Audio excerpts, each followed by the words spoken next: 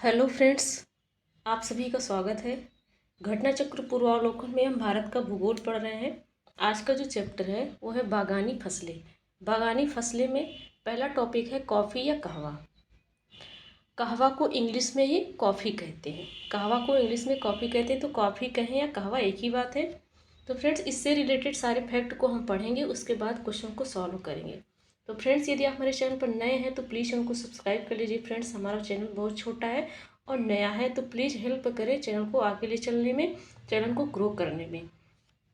इस चैनल पर आपको सभी सब्जेक्ट के घटना चक्र पूर्वावलोकन प्लस उसके क्वेश्चन आंसर सॉल्व करेंगे। इससे आपको बहुत ही हेल्प होगा सभी एग्जाम में। तो चलिए फ्रेंड्स, स्टार्ट करते हैं। पॉइंट कह रहा है, पहला पॉइंट है, भारतीय कॉफ़ी की गाथा सन 1600 ईस्वी में पौराणिक धार्मिक संत बाबा बुदान द्वारा कर्नाटक के बाबा बुदान गिरीश के अपने आश्रम के आंगन में मोचा के साथ बीजों के रोपण से प्रारंभ हुआ है। तो कॉफ़ी का उत्पादन कहा जा रहा है, इसका जो है प्रारंभ कैसे हुआ है, तो सन 1600 में हुआ है। पौराणिक धार्मिक संत हैं, एक कौन है, बाबा बुदान। इन्होंने कर्नाटक के बाबा बुदान गिरीश के आश्रम के आंगन में, बाबा बुदान गिरीश नाम का आश्रम है, उसी आश्रम के आंगन में मोचा के 7 बीज थे। 7 बीजों के रोपण से इन्होंने इसका प्रारंभ किया है। 18वीं शताब्दी के दौरान कॉफ़ी की वाणिज्यिक खेती प्रारंभिक हुई। वाणिज्यिक खेती कब प्रारंभ हुई कॉफ़ी की? 18वीं शताब्दी में। भारत में कॉफ़ी पूर्वी एवं पश्चिमी घाट के संवेदनशील पर्यावरणिक क्षेत्र में छायादार पेड़ के नीचे उपजाई जाती है।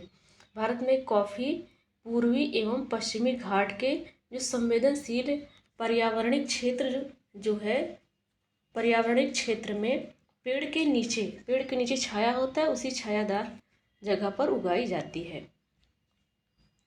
यह विश्व के 25 महत्वपूर्ण जैव विविधता के क्षेत्रों में से एक है। कौन सा जैव विविधता? पश्चिमी घाट और पूर्वी घाट। 25 महत्वपूर्ण जैव विविधता के क्षेत्र में से ये भी एक है। कॉफ़ी न केवल इस क्षेत्र की अनोखी जैव विविधता को बनाए रखने के लिए सहायता प्रदान करती है, बल्कि सुदूरवर्ती पहाड़ी क्षेत्रों के सामाजिक व आर्थिक विकास के लिए अपना योगदान देती है। सुदूरवर्ती जो पहाड़ी क्षेत्र हैं वहाँ पर भी समाज में सामाजिक और आर्थिक विकास बोले तो मनी के लिए अपना योगदान देती है। कौन? कॉफ़ी। तो चलिए देख लेते हैं फ्रेंड्स, कहाँ पर कॉफ़ी का उत्पादन होता है, कौन सा जिला है, कौन सा राज्य है और कितना कौन सा जिला अनुदान देता है कॉफ़ी में। तो एक तरफ राज्य जिले दिए गए हैं, दूसरे तरह के अनुमान दिया गया है। कर्नाटक के चिकमगलूर जिले में 68,600 मिलियन टन की बात कही गई है। कोडाकू में इतना है, हसन में इतना है। तो कर्नाटक में टोटल कितना हो गया? 2,03,445। अगला केरल कितना योगदान देता है? केरल का वायनाड जिला है, त्रावणकोर जिला है, नेलीपामथीज है। तो कुल कितना हो जाएगा? 65,925। और ये फैक्ट आप पढ़ लीजिए फ्रेंड्स। तमिलनाडु कितना योगदान देता है? तमिलनाडु का कौन कौन सा जिला है? पुलनेस, नीलगिरी, सेवराय जो सलेम है, अन्नामलाई कोयम्बटूर में। टोटल 17,400 मिलियन टन योगदान देता है तमिलनाडु। कितना? 17,400 मिलियन टन। गैर परंपरागत क्षेत्र में कौन कौन सा राज्य है? आंध्र प्रदेश में 10,405, उड़ीसा में 670। कुल कितना हो गया दोनों मिला के? 11,075। पूर्वोत्तर क्षेत्र में 155 मिलियन टन है।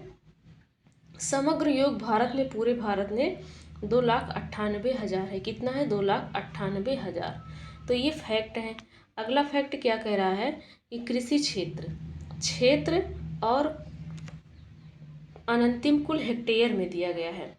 तो कृषि क्षेत्र कर्नाटक के लिए इतना हेक्टेयर है, 2,45,682। केरल में कृषि करने के लिए क्षेत्र 85,880। तमिलनाडु में 35,652 प्रति हेक्टेयर। परसेंटेज भी यहाँ दिया गया, कर्नाटक का सबसे ज़्यादा परसेंटेज है, 53.43%। कुल परंपरागत क्षेत्र कितना है? 3,67,214। और गैर परंपरागत क्षेत्र में 88,431। पूर्वोत्तर क्षेत्र में 4,085।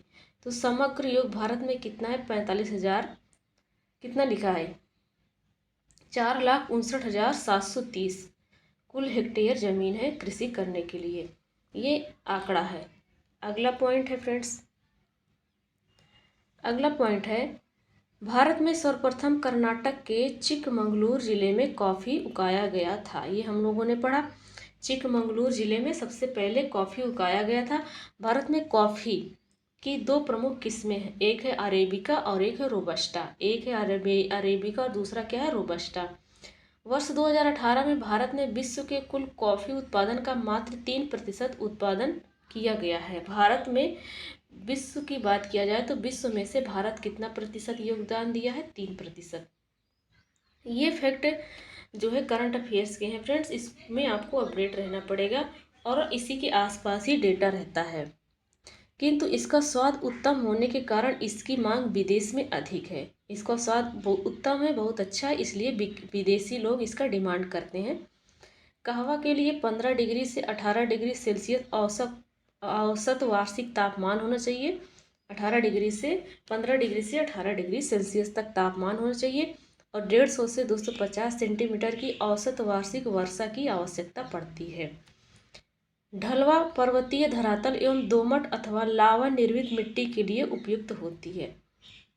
जो पर्वतीय क्षेत्र है, पर्वतीय क्षेत्र ढलानदार का है, वो क्षेत्र इसके लिए चाहिए।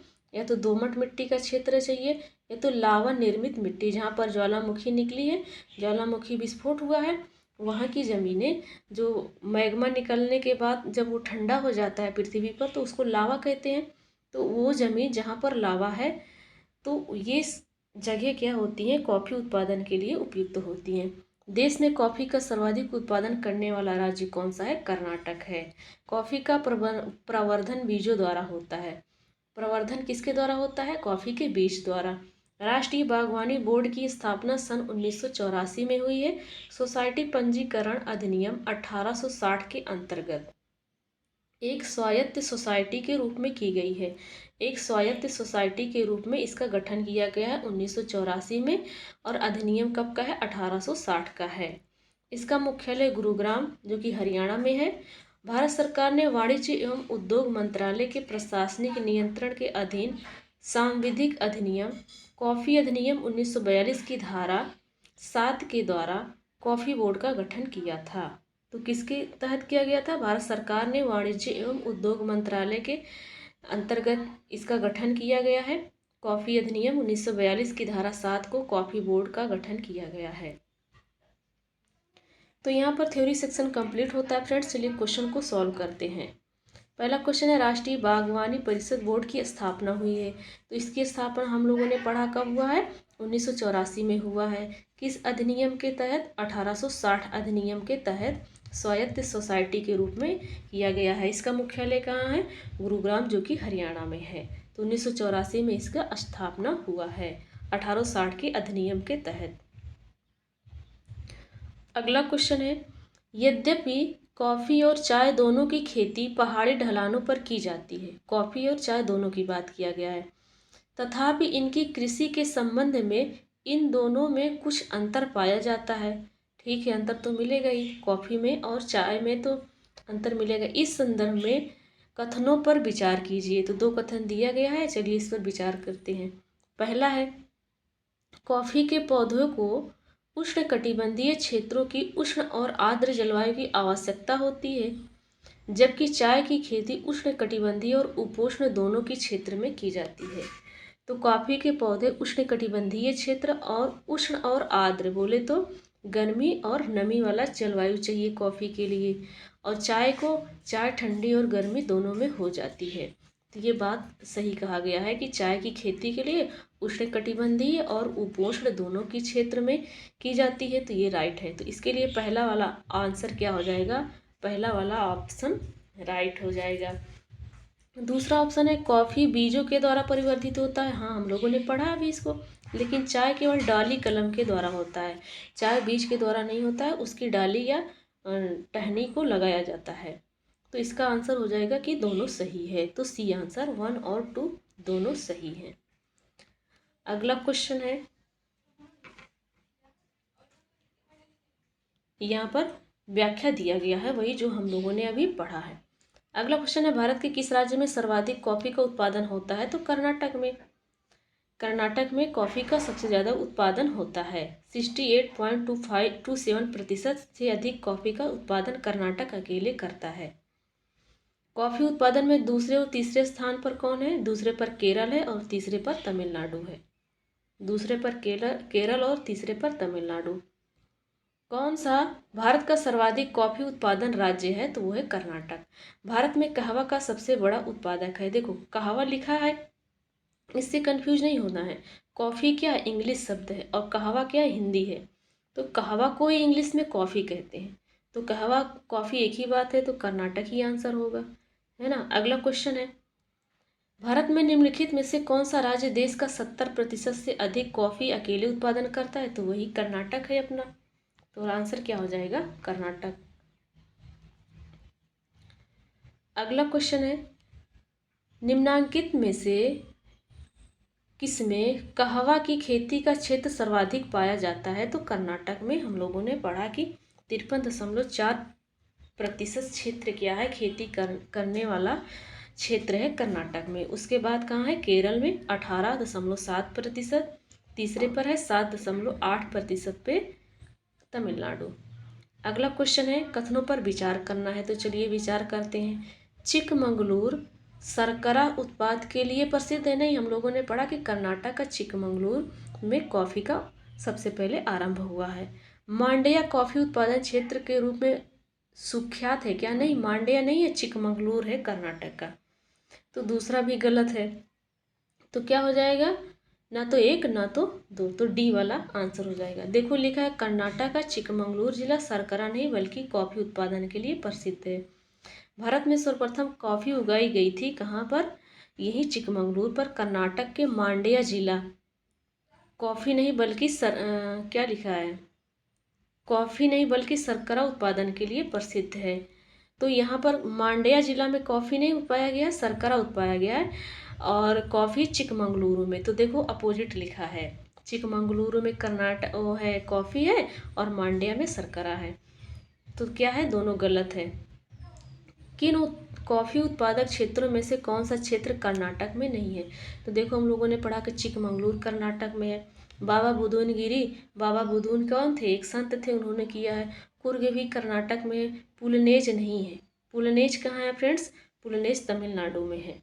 पुलनेज देखो, तमिलनाडु के पुलनेज, नीलगिरी, सेवराय, सलेम, अन्नामलाई, कोयम्बटूर क्षेत्र कॉफ़ी उत्पादन के फेमस है। बाबा बुदुन गिरी कर्नाटक में है, जहाँ भारत में सर्वप्रथम कॉफ़ी के पौधे रोपित किए गए थे।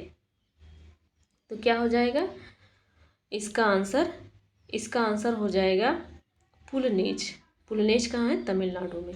तो फ्रेंड्स यहाँ पर सारे क्वेश्चन को हम सॉल्व कर लिए, जितने क्वेश्चन अब तक पूछे जा चुके हैं, टोटल 9 क्वेश्चन। तो फ्रेंड्स वीडियो अच्छा लगा तो प्लीज़ वीडियो को लाइक करिए और चैनल को ज़रूर सब्सक्राइब करिएगा फ्रेंड्स, जिससे आपको सारी नोटिफिकेशन तुरंत मिल जाए, सारे वीडियो। और फ्रेंड्स कोई भी कमी हो तो आप खुले शब्दों में कमेंट बॉक्स में कमेंट कर दीजिएगा। चलिए मिलते हैं नेक्स्ट वीडियो में। Thanks for watching.